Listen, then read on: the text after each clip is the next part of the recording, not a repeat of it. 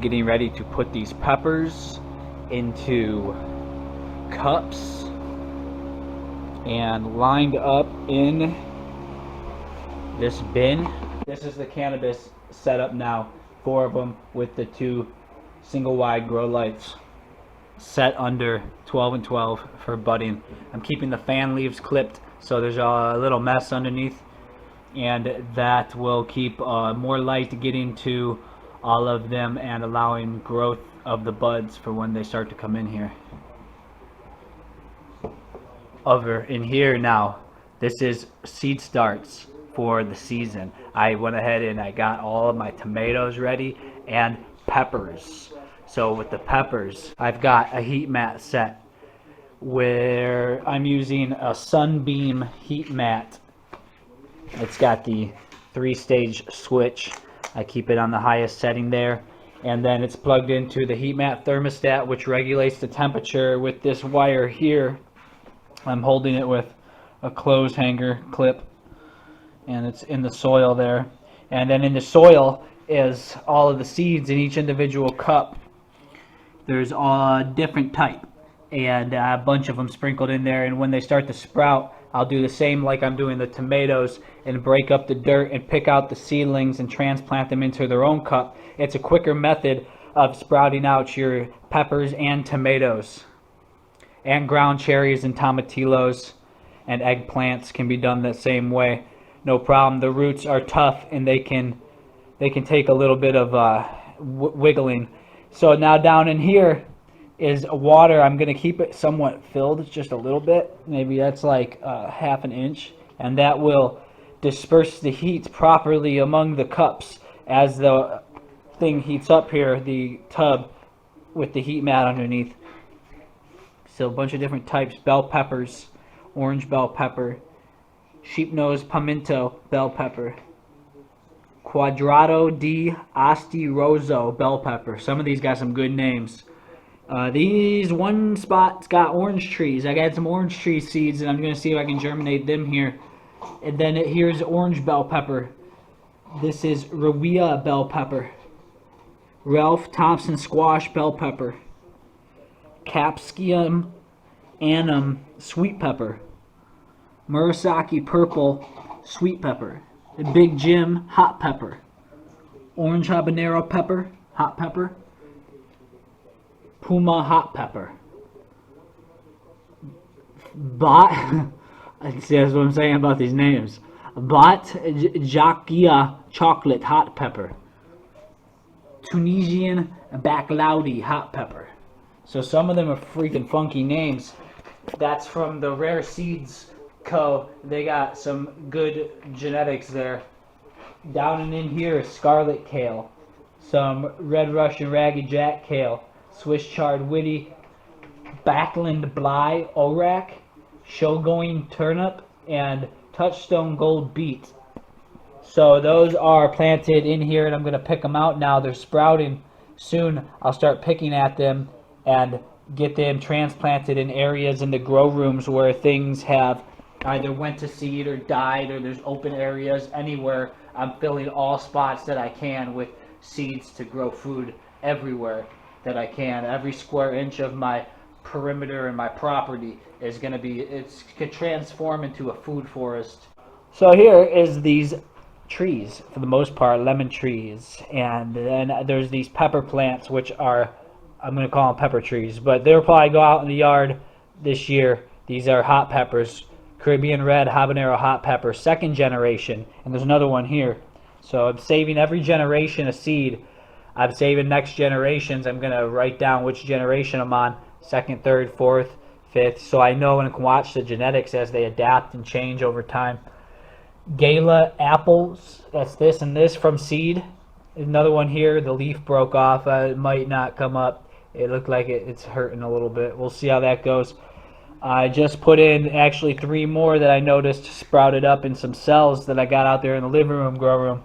I just put those in there. So those are more apple trees. Trees are a big deal going forward. And then here are the tomatoes. Sunrise Bumblebee.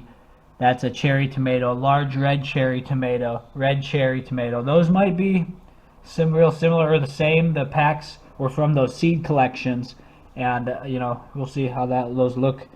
Black cherry tomato, beefsteak tomato, Roma tomato, Rutgers tomato, striped German tomato, mushroom basket tomato, Cherokee green tomato, carbon, and black crim. So those are all like beefsteaks. And then there's the cherries. And those are all the same way sprinkled in there. And then there's a little thin layer of coconut core fiber over top of the base layer, which is my potting mix. And those will sprout up, a bunch of them, and I'll break them up once they're nice and strong little starts. And then I'll individually place them into their own cups, which will be probably cups just the same as this. And then they'll grow from there. And from there, they'll possibly even go into a larger cup like this. That's kind of how I do it. I'm shuffling them into larger cups as they're getting bigger, like an upgrade. And then they'll go into the ground, either from this cup or this size cup, depending on where it's at in its growth stage and how I feel about it and where I feel like it needs to. You watch the roots is how it really goes with these cups. As you'll see, these are clear like solo cups. I use them for my bug business, but you can get them from TSK Supply. That's where I get my supplies for the business, and they have cups just like this. Asparagus, Mary Washington asparagus. Down in here I've got zucchini, black beauty, 2 of them, and jelly melon cucumber and crystal apple cucumber. I want to have all of these here for my grow room, the living room grow room. For now, while I'm doing the budding and the seed starts, both these rooms are occupied, so it's really just in the living room that I'm focusing on my plants right now indoors. That is a gray zucchini coming in.